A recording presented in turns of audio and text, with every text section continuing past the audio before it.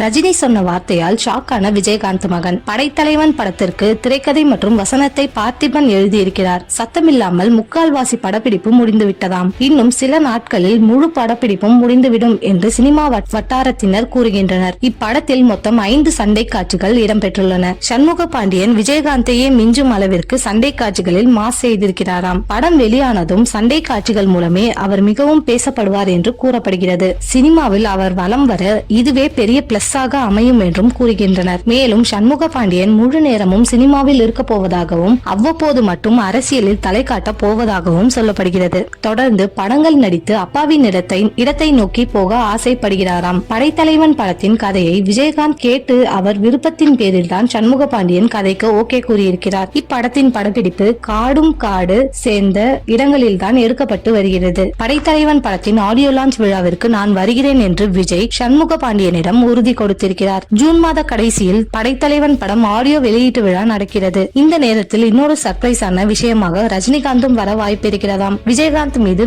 மிகுந்த மரியாதையும் அன்பு கொண்டவர் சூப்பர் ஸ்டார் ரஜினி. அவரது மகன் திரையுலகில் நல்ல இடத்தை பிடிக்க தனது ஆதரவை கொடுப்பார் என கூறப்படுகிறது.